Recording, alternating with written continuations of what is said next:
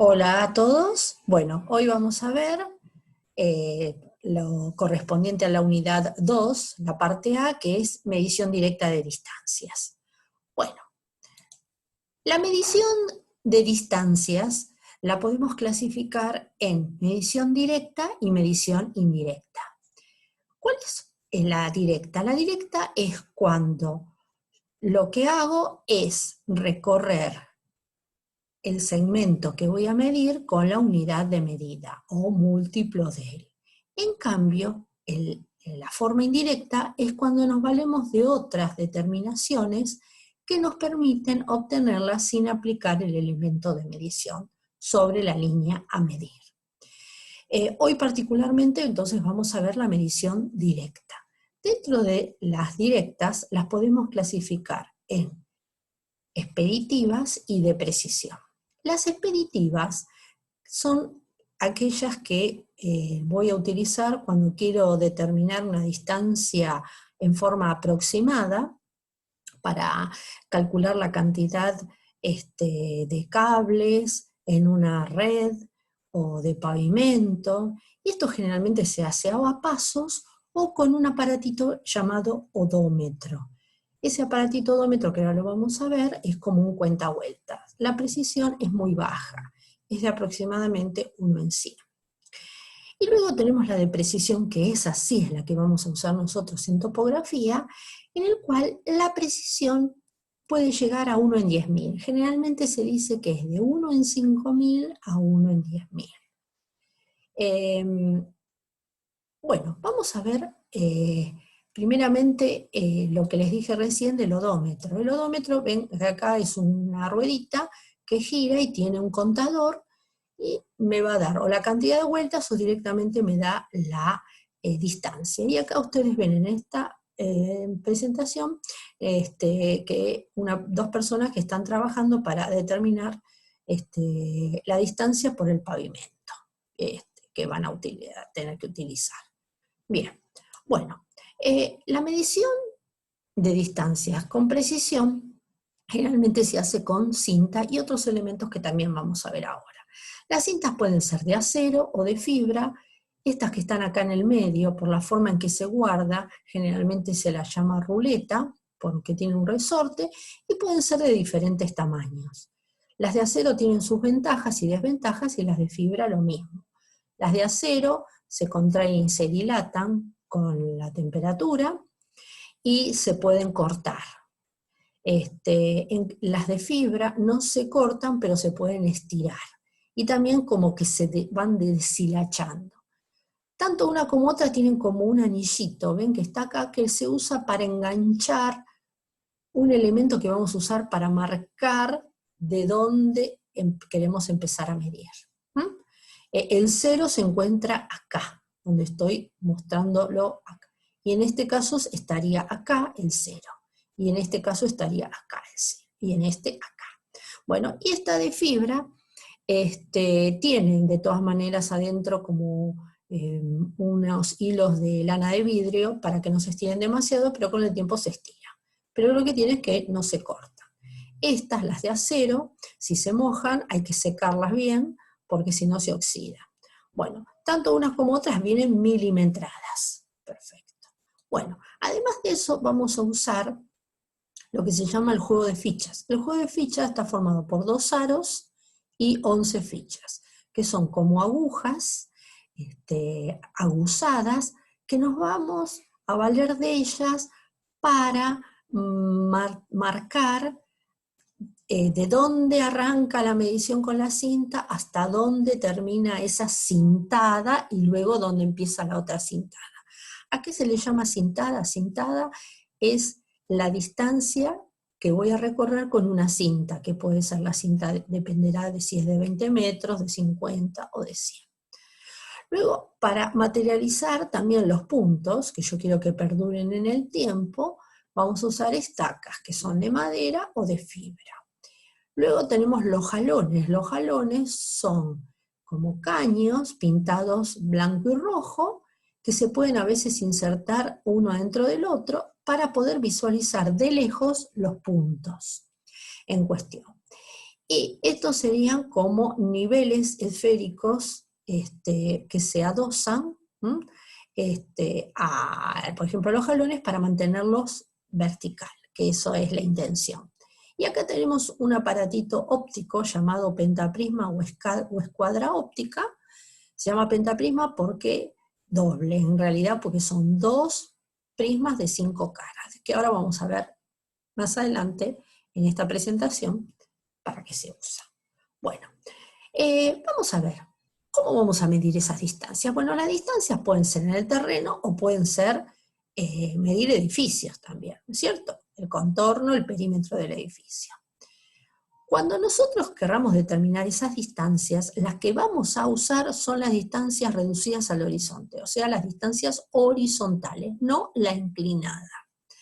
Por lo tanto, si yo tengo que medir en un lugar que hay una cuesta, o sea, el terreno tiene una pendiente, voy a tener que dividirlo en tramitos cortos y desplegando la cinta en forma horizontal, levantándola, o si no, voy a tener que usar otro aparatito llamado clisímetro o inclinómetro que me permite medir el ángulo de inclinación.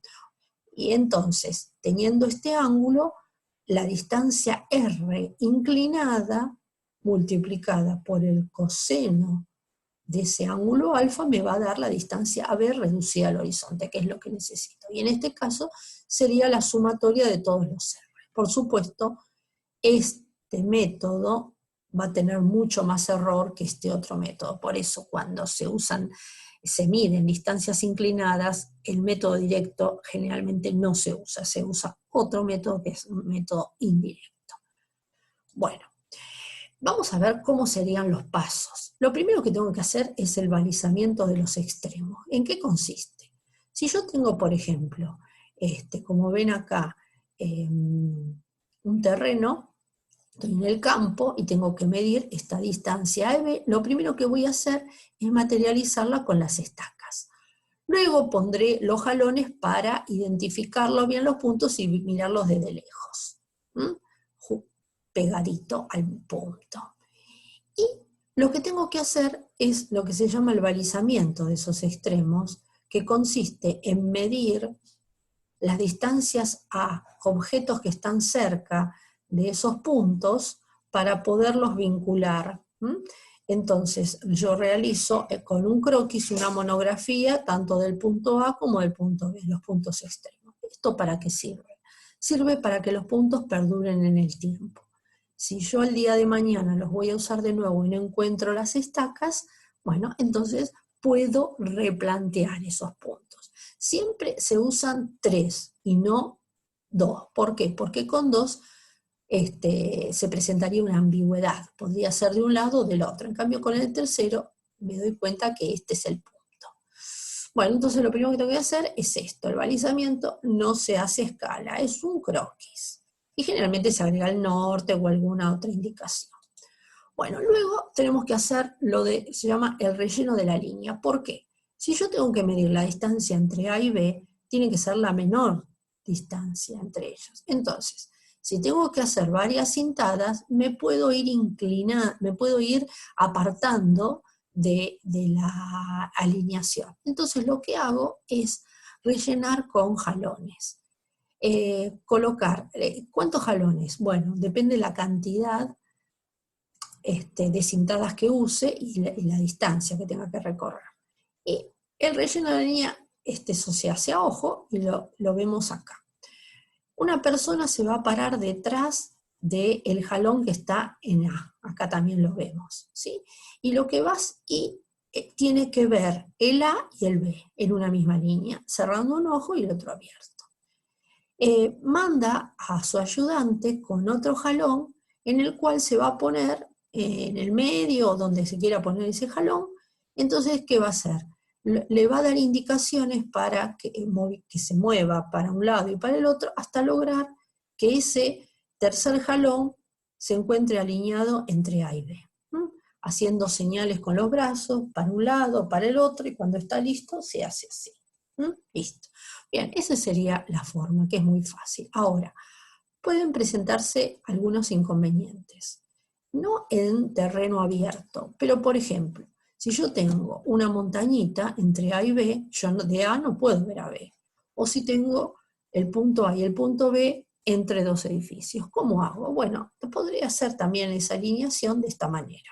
Se necesitan dos personas con dos jalones, una cada jalón. Entonces, por ejemplo, se va a colocar, acá está exagerado, ¿no? La distancia, la alineación. Pero lo que hace esta persona se coloca lo más cerca posible de lo que él puede ver entre A y B, y esta persona que está en C, por medio de la indicación de D, se va a colocar en forma alineada. O sea, esta persona de D alinea a C y se va a poner con A. Entonces se va a poner en C2. Luego, esta persona se queda acá con el jalón y el de D se mueve, se desplaza hasta la alineación y esta persona le va a indicar dónde se tiene que poner para que C, D y B esté alineado. Luego se hace lo mismo con D, C y A, y así sucesivamente hasta que va a llegar un momento que se van a dar cuenta. Uno va a mirar al otro, y otro, o sea, C va a mirar a D, D va a mirar a C y se va a dar cuenta que están alineados. Esto es muy fácil y lo vamos a poder hacer el día que hagamos la práctica en forma presencial. Bueno, y por último vamos a medir. Bueno, medir significa desplazar el segmento a lo largo de AB. Acá, por ejemplo, tengo la primera cintada, luego acá hacemos la segunda y después medimos el pedacito que nos quedaría. Bueno, siempre tengo que poner la cinta lo más horizontal que se pueda, apoyada si me permite el terreno, y si no me permite el terreno la tendría que elevar. Como vemos acá, de un solo lado, acá de los dos lados. ¿Por qué? Porque siempre tiene que ser horizontal. Tengo que tener cuidado que cuando comienzo la segunda cintada coincida, ¿no?, con la finalización de la primera. ¿Cómo lo voy a hacer? Bueno, voy a poner acá donde está el jalón, pongo una ficha, o la persona que está acá sostiene el arito de la cinta y la pasa por la ficha para poderla tensar y sostener, y la persona que está en con esta otra punta, digamos, de la cinta, donde terminan los 50 metros, lo que sea, la apoya, y antes de apoyarla va a hacer como un movimiento de viboreo, para arriba y para abajo, va a tirar para que esté bien tensa, y esto se va a ayudar en colocar donde termina por medio de la ficha. La ficha es la que me va a marcar donde terminó la primera cintada. Bueno, y así sucesivamente se levanta la cinta y se hace lo mismo acá. Bien, bueno, por supuesto que por un tema de errores accidentales yo voy a hacer dos mediciones del mismo segmento, una de ida y otra de vuelta. AB y BA, y voy a hacer el promedio. Bien. Bueno, vamos a ver los errores. Yo voy a tener errores sistemáticos y errores accidentales. Los errores sistemáticos, ¿cuáles van a ser? Van a ser por falta de contraste, por falta de alineación, por temperatura, por catenaria y por tracción. Por un tema de tiempo, yo acá lo voy a resumir un poco, pero ustedes véanlo en los apuntes esto también. Por ejemplo, el contraste es cuando la cinta es o más corta o más larga porque o se me estiró o se cortó y yo la arreglé. Entonces, hay que tener en cuenta que si es más corta, la medida real es menor. Y si es más larga, la medida real es mayor. Cada tanto tengo que contrastar esa cinta con otra y ver si tiene de más o de menos y tenerla en cuenta. Haciendo como una regla de 3.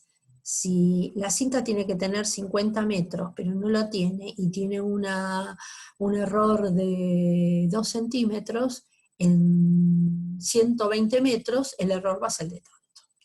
Bien, por falta de alineación. Esto es por el tema de que yo me puedo apartar de la línea que tengo que medir. Entonces se colocan, el relleno se soluciona con los jalones. Ahora, ¿está bien que lo hagamos a ojo desnudo y no con un instrumental que tenga un anteojo astronómico? Sí, ¿por qué?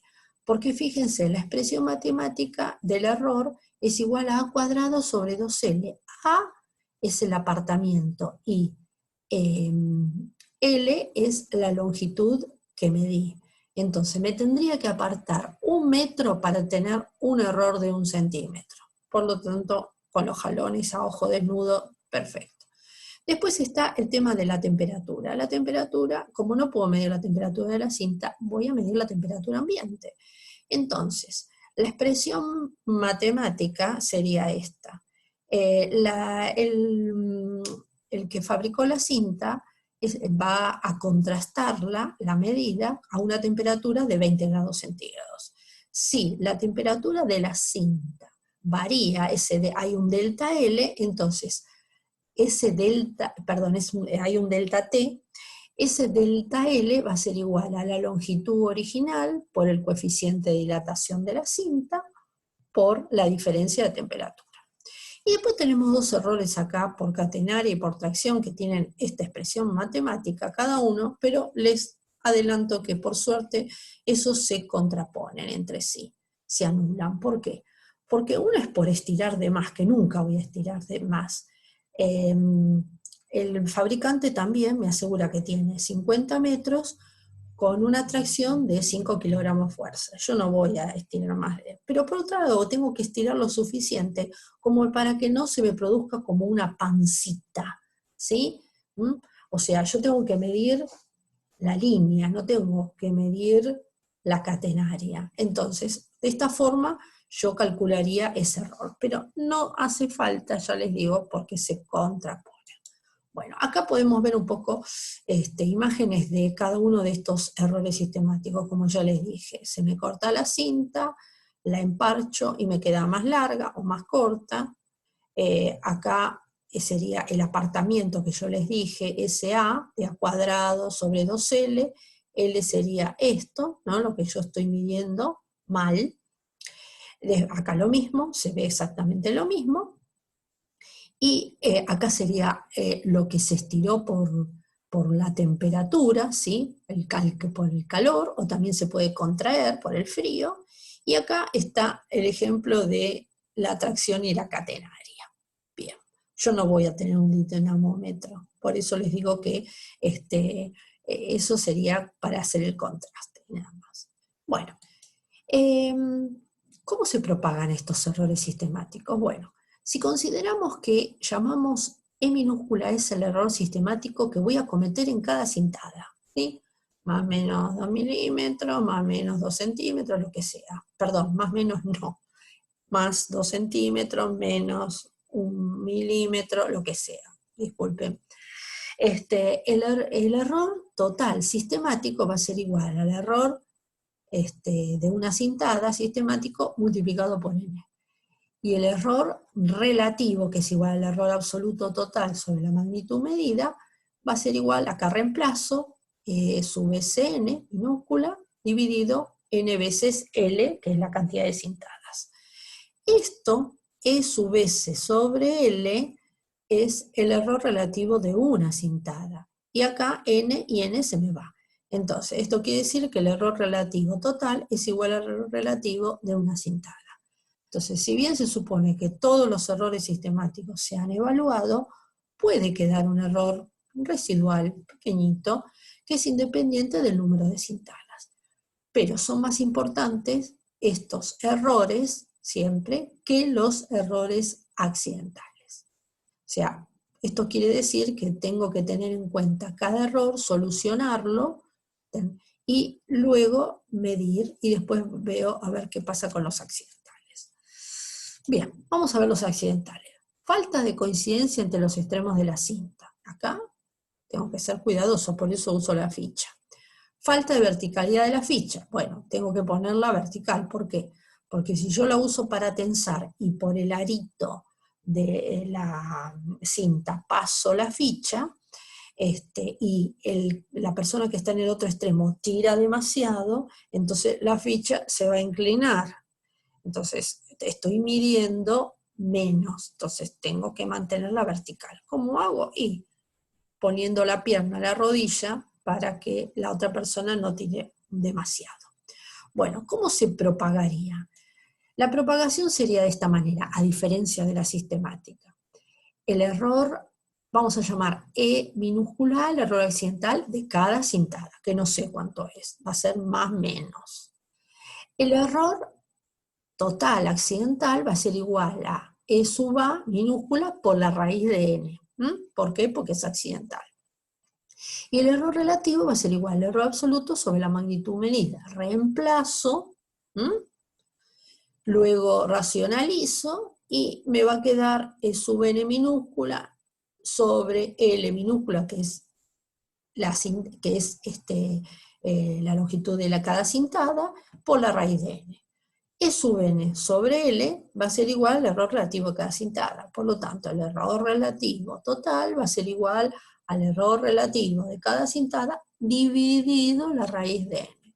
Esto significa que a medida que va aumentando N, ese error relativo total va a ser menor, va a ser más chico. Entonces, al crecer N, el error accidental se hace prácticamente insignificante. Y para longitudes grandes tiende a 0, por suerte. Bien, bueno, y por último vamos a ver el tema de ese aparatito que les dije al principio, que es un pentaprisma, en el cual, ¿en qué consiste?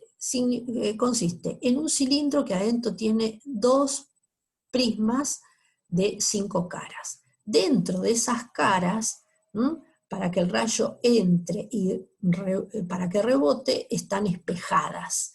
Entonces, funciona de esta manera. Acá tiene una ventanita y acá abajo tiene otra ventanita de costado. Entonces, esto se coloca arriba de un jalón o arriba de un bastón, para que me marque la vertical, el pie de la vertical. Entonces, el rayo que entra por acá, yo lo tengo que ver por acá arriba, y el rayo que entra por acá abajo lo tengo que ver acá. Cuando vea un jalón arriba del otro, significa que estoy en la alineación, o sea, el bastón del pentaprisma en el piso me va a marcar que está en la alineación. Ustedes lo ven acá en este dibujito, ¿sí? Esta persona está acá, está mirando con el pentaprisma, este tiene un jalón por acá, este tiene otro jalón por acá. Entonces, al mirar, empieza a moverse esta persona que sostiene al pentaprisma hacia adelante y hacia atrás.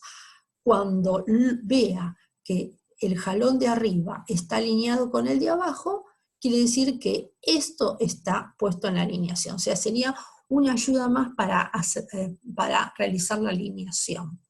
Por supuesto que yo voy a ver los jalones del mismo tamaño cuando me coloque en el medio, pero si yo me pongo más cerca de uno que de otro, voy a ver un jalón mucho más grueso que el otro, y ahí tengo que hacer un poquito de imaginación para que esté uno arriba del otro. Y también sirve para generar ángulos o para replantear ángulos de 90 grados. ¿Cómo? Yo mando, cuando consiga la alineación, mando otra persona que sostenga un jalón y se ponga por acá. Entonces, yo le voy a decir a esa persona que, si lo estoy replanteando, ¿no?, que se empiece a mover hacia la derecha y hacia la izquierda hasta lograr que ese tercer jalón yo lo pueda ver o a ojo desnudo por arriba, o a veces hay pentaprismas que tienen una ventanita en el medio. Cuando veo los 3 jalones alineados, entonces quiere decir que estoy en la alineación y acá estoy generando un ángulo de 90 grados. Si en lugar de replantear quisiera medir, el que se va a mover va a ser la persona que tiene el pentaprisma. O sea, primero se va a mover para adelante y para atrás hasta lograr la alineación, y luego hacia la derecha y hacia la izquierda hasta que vea los 3, quiere decir que el jalón va a estar colocado a 90 grados. ¿Qué precisión tiene este método? Bueno, la precisión es de 3 minutos. ¿Qué significa 3 minutos? 3 minutos aproximadamente radianes, 1 en 1000. Entonces,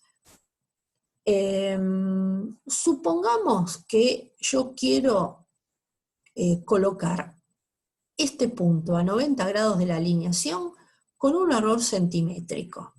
Entonces, como voy a considerar delta S como si fuera la vacilación que voy a tener colocando este punto. Y yo quiero que sea una vacilación de más o menos un segundo. Entonces, esto quiere decir que acá, al visualizar, se me va a generar un ángulo imaginario que va a ser igual, ese ángulo alfa va a ser igual a delta S sobre S. ¿Por qué no usamos tangente? Porque es un ángulo pequeño, en menos de 15 grados es lo mismo, la tangente, el seno y el ángulo. Entonces, de acá despejo S para saber, si yo quiero tener como vacilación 1 centímetro, ¿cuánto me voy a poder alejar para colocar ese punto? O sea, el jalón, ¿cuánto se podría alejar para que me asegure que ese ángulo 90 grados va a estar bien colocado y con un error de más o menos 1 centímetro? Entonces, de acá despejo S y llego a la conclusión que S va a ser igual a 1 centímetro, o sea, a delta S por el ángulo, perdón, sí, dije bien, sobre el ángulo. Entonces va a ser 1 centímetro por 1000. O sea que me va a dar 1000 centímetros. 1000 centímetros equivale a 10 metros. O sea, si yo quiero poner este punto con una vacilación de más o menos 1 centímetro, no puedo estar alejado más de 10 metros de la alineación. ¿Sí? Bueno, por hoy hemos terminado. Nos vamos a ver en la siguiente presentación, que es la medición indirecta de distancias.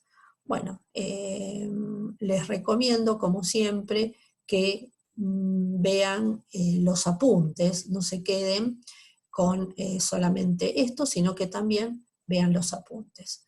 Bueno, hasta la próxima, que les vaya.